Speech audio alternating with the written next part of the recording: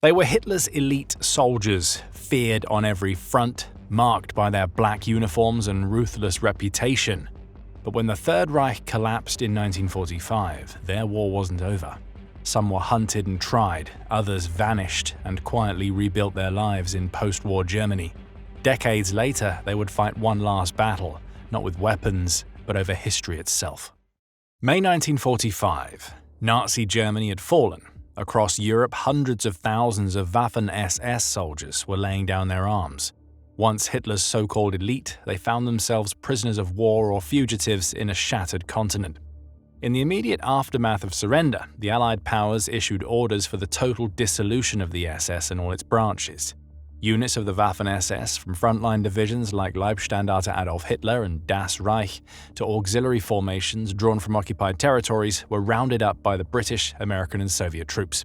Thousands were marched into captivity, often in the same uniform that had made them a symbol of terror just weeks before. The legal reckoning came quickly. At the Nuremberg trials, held from November 1945 to October 1946, prosecutors argued that the entire SS, including the Waffen-SS, had been a key instrument of Nazi crimes. On September 30, 1946, the International Military Tribunal formally declared the SS a criminal organization. That judgment meant that simply belonging to the Waffen-SS could constitute a crime, though exceptions were made for those conscripted after 1943 or proven to have avoided ideological involvement. Denazification courts sprang up across occupied Germany, sorting millions of former Nazis into categories from major offenders to followers. For Waffen-SS members, verdicts depended heavily on rank, theatre of service, and local politics. A few well-known figures, such as SS Brigadeführer Kurt Meyer of the 12th SS Panzer Division, were tried and imprisoned for atrocities in France and Belgium. Others faced military tribunals for their roles in Italy, the Balkans, or the Eastern Front. But the vast majority of lower-ranking men were released within months, their records marked but their lives largely intact. Conditions in post-war camps were harsh. Many prisoners were kept in improvised enclosures under the open sky, struggling with disease, hunger, and uncertainty. Allied authorities, faced with millions of detainees, focused on identifying high-ranking or notorious offenders. Those not immediately prosecuted were gradually released during 1946-47, often with no clear future. Some returned to ruined towns in Germany or Austria, others drifted through displaced persons camps in Allied zones. A minority chose flight. With forged papers and sympathetic networks, a number of ex-Waffen-SS officers escaped Europe altogether. Karl Nicolucci Leck, a former Panzer commander, reached Argentina in 1948, where he built a quiet life under Juan Perón's regime.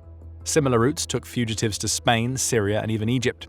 These escapes later fueled stories of Nazi rat lines, organized by clerical or intelligence circles, claims that remain partly documented, partly debated. For those who stayed, the early post-war years brought disillusionment. The name Waffen-SS had become synonymous with brutality and fanaticism.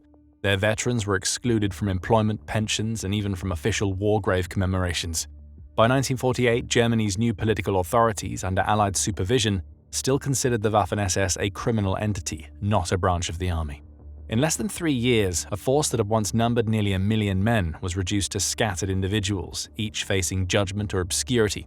Their collective reputation was sealed in the courtroom at Nuremberg, but their individual fates were only beginning to unfold. The creation of the Federal Republic of Germany in May 1949 marked a new chapter, not only for the nation, but also for the men who had worn the black uniform.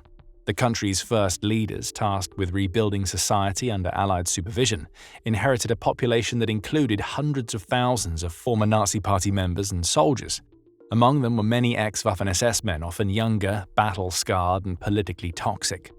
For the Western Allies, the initial stance was clear. The Waffen-SS remained a criminal organization, and its veterans were to be excluded from civil service, pensions, and public employment. But West Germany's rapid reconstruction soon collided with the practical realities of reintegrating millions of demobilized soldiers. As the Cold War deepened, political pragmatism began to outweigh strict denazification. The new state needed stability and votes. By the early 1950s, political debates over veteran welfare dominated the Bundestag. The introduction of the Bundesversorgungsgesetz, the Federal War Victims Relief Act of 1950, became a turning point. Designed to support disabled veterans and war widows, it ignited fierce controversy. Should men of the Waffen-SS receive benefits like regular Wehrmacht soldiers? Conservative politicians, including Chancellor Konrad Adenauer, eventually agreed that excluding them would risk alienating a large and organized voter base. In 1953, Adenauer publicly declared that the men of the Waffen-SS had fought as soldiers just like others. That statement carried heavy symbolic weight. It signaled West Germany's quiet shift towards normalizing Waffen-SS veterans as part of the broader soldier community. In practice, it meant many former SS men could now claim limited pensions, especially those who could show post-1943 conscription rather than voluntary enlistment. By 1956, the issue extended to the newly formed Bundeswehr, West Germany's modern army. The question arose, could ex-SS men serve again? In theory, they could. In practice, only a fraction were accepted. Records show that by September 1956, out of 3,117 former Waffen-SS applicants, just 508 were approved. The rest were rejected for ideological concerns, criminal records, or pressure from Allied advisors who feared the Bundeswehr could inherit a tainted legacy. Still, those who made it back into uniform often kept quiet about their wartime pasts. Beyond official structures, former Waffen-SS men found work in factories, construction, or small business. Their military discipline and network of comrades sometimes helped them find jobs, though stigma lingered. In towns and cities across West Germany, many avoided discussing their service, instead blending into the collective silence that characterized the 1950s, when most Germans preferred to look forward rather than back. Yet the wounds of recognition and justice remained raw. For many victims of the regime, the idea that Waffen-SS veterans could collect pensions felt like moral betrayal. Survivor organizations and left-leaning newspapers condemned the policy, while conservative outlets defended it as reconciliation. Historians today still note that economic reintegration often came long before moral reckoning. By the early 1960s, West Germany's economy was booming. For most ex-Waffen-SS men, life had stabilized, but resentment simmered beneath the surface. Many felt that they'd been abandoned, vilified, or denied proper recognition for their wartime sacrifice. Those grievances would soon find an organized voice, a movement that would reshape how post-war Germany remembered its most controversial soldiers. In the early 1950s, as West Germany rose from the ruins, former Waffen-SS officers began to organize. In 1951, a group led by Paul Hauser, Otto Kumm, and Felix Steiner founded HIAG, the Hilfsgemeinschaft auf Gegenseitigkeit der Angehörigen der ehemaligen Waffen-SS, translated roughly as the Mutual Aid Association of former Waffen-SS members. HIAG started as a welfare organization to support comrades denied state pensions and benefits, but it quickly evolved into something larger, a political and historical lobby. Its founders were former generals, articulate and well-connected, who believed the Waffen-SS had been unfairly condemned as a criminal organization. Their central argument was simple but powerful. The Waffen-SS, as they claimed, had been an apolitical fighting force, soldiers like any other. This narrative found an audience. West Germany's conservative politicians, facing tight elections and keen to mobilize veterans' votes, began to court HIAG. Chancellor Adenauer met privately with its leaders, and prominent figures like Franz Josef Strauss addressed veteran rallies. In 1953, Adenauer's public comment that Waffen-SS men had fought as soldiers just like others was partly the result of HIAG lobbying. By the mid-1950s, HIAG had branches across Western Germany and claimed tens of thousands of members. It published magazines such as Der Freiwillige, The Volunteer, organized reunions, and even financed the publications of memoirs that reframed SS divisions as elite military units rather than ideological forces. Paul Hauser's 1953 book, Soldaten wie andere auch, Soldiers Like Any Other, became the cornerstone of this myth. HIAG's influence peaked in the 1960s. Some former SS officers managed to secure public positions, and commemorative events for Waffen-SS divisions were often covered by local media without criticism. But as Germany's younger generation confronted the Nazi past more directly during the 1970s, public tolerance began to erode. Historians and journalists exposed HIAG's revisionist tendencies and its efforts to minimize war crimes. In 1978, a Der Spiegel investigation revealed HIAG's deep political ties and attempts to pressure officials on pension reforms. The scandal marked a turning point. Mainstream political parties began to distance themselves, and HIAG's credibility weakened. Yet the group remained active for another decade, sustained by aging veterans determined to defend their version of history. By the 1980s, HIAG's membership was declining. The association fought local battles over memorials and cemetery plaques. while anti-fascist organizations protested Waffen-SS reunions. In 1992, facing dwindling ranks and public disapproval, HIAG officially dissolved. When HIAG disbanded in 1992, many believed the debate over the Waffen-SS would finally fade into history. But the legacy of those men and the myths surrounding them proved remarkably persistent.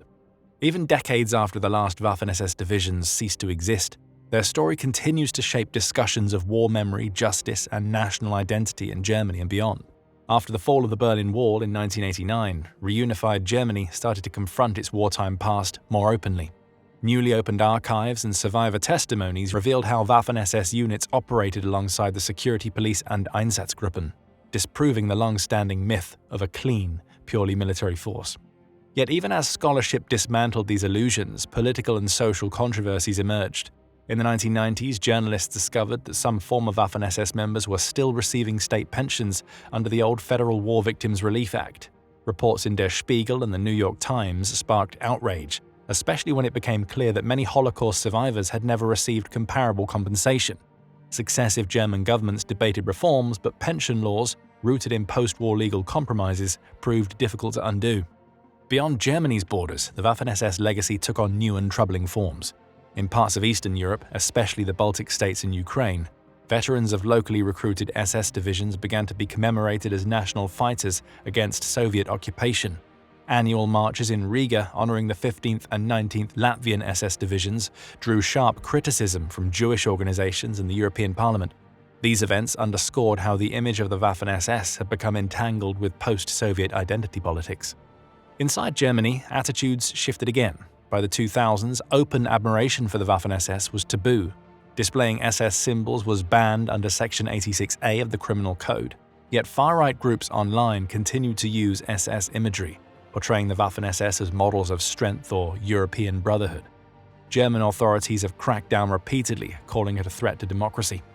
In academic circles, the conversation moved from moral judgment to historical context. Scholars like Zonka Neitzel and Peter Longerich analyzed how ideology, discipline, and violence fused within the Waffen-SS structure. Their research emphasized that the organization was never separate from Nazi politics, it was its armed extension. At the same time, social historians explored how post-war Germany's silence toward the Waffen-SS reflected the nation's broader struggle with guilt and memory.